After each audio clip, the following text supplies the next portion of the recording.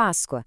Todo mundo conhece essa palavra, não é? Mas será que a história por trás dela é tão simples quanto a gente imagina? Hoje a gente vai mergulhar nas origens e nos significados dessa celebração e, quem sabe, descobrir uma perspectiva que pode mudar tudo o que se pensava sobre o assunto. Vamos nessa? A pergunta que fica é o que a Páscoa realmente celebra. Para muita gente, a resposta parece óbvia.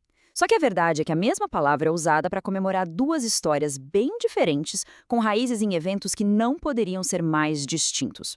E aqui está o ponto central da nossa conversa. De um lado, a gente tem a Páscoa judaica, a Pessach, que celebra a libertação do povo hebreu da escravidão. Do outro, a Páscoa cristã, toda focada na ressurreição de Jesus. Duas celebrações enormes, com um nome em comum. Vamos entender cada uma delas um pouco melhor? Primeiro, vamos fazer uma viagem no tempo para entender a origem de tudo, a Páscoa judaica e essa história de libertação.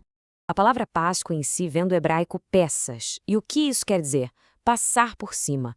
É uma referência bem direta àquela noite em que o anjo da morte, segundo a tradição, passou por cima das casas dos hebreus, poupando os primogênitos deles e dando sinal para o início da liberdade. E olha, essa tradição tem uma força histórica impressionante. Pensa só, ela nasceu lá no século XIII a.C., com a fuga do Egito. Foi estabelecida por Moisés, atravessou milênios e, na época de Jesus, já era o evento mais importante do calendário. Jerusalém simplesmente fervia de gente, com peregrinos vindo de todos os cantos. Agora, vamos dar um salto no tempo para ver como essa mesma data ganhou um significado completamente novo com a chegada do cristianismo. Para os cristãos, a Páscoa é, sem dúvida, o pilar da fé. É a celebração do evento central de toda a sua crença, a ressurreição de Jesus 3 dias depois da sua morte na cruz. É a celebração da vida que vence a morte. E essa citação, olha, ela captura perfeitamente o espírito da coisa.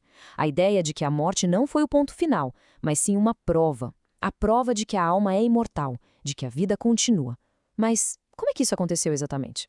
É exatamente aqui que a nossa análise fica mais fascinante. Vamos explorar uma interpretação que desafia a visão tradicional e coloca o foco não no corpo, mas na alma. Veja bem, aqui o evento da Páscoa ganha uma nova roupagem. Sob essa perspectiva, o grande acontecimento não é a volta de um corpo físico, mas sim a prova definitiva, inquestionável, de que a alma sobrevive à morte do corpo. Então, a pergunta crucial passa a ser: o que realmente aconteceu naquele domingo? Foi um corpo de carne e osso que se levantou do túmulo ou foi uma manifestação do Espírito que se tornou visível para os seus seguidores?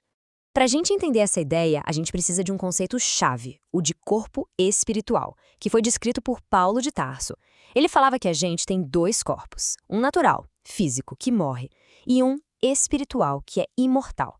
E teria sido esse corpo espiritual que se manifestou depois da crucificação. Certo, mas onde é que estariam as provas para essa interpretação?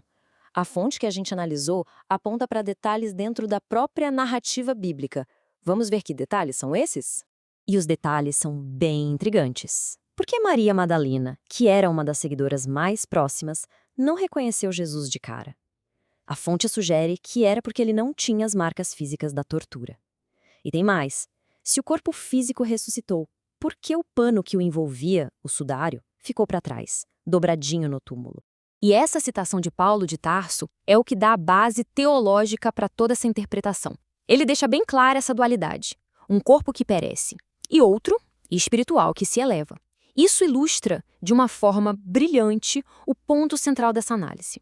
Para fechar, vamos explorar um paralelo simbólico muito poderoso, que conecta dois momentos cruciais da vida de Jesus, e os dois são marcados por um período de 3 dias. Olha só que interessante essa simetria. Aos 12 anos, Jesus some por 3 dias e é achado no templo, meio que revelando sua missão. Anos mais tarde, depois da sua morte, ele some de novo por 3 dias. E o seu reaparecimento confirma essa missão de um jeito definitivo. O número 3 vira um elo simbólico, sabe? Liga o começo e a conclusão da jornada dele na Terra. E assim, a gente chega ao fim com essa reflexão. A Páscoa seria a história de um corpo físico que venceu a morte? Ou seria a demonstração máxima de que a nossa consciência, o nosso espírito, a alma, sobrevive para sempre? A resposta talvez redefina o próprio sentido da celebração.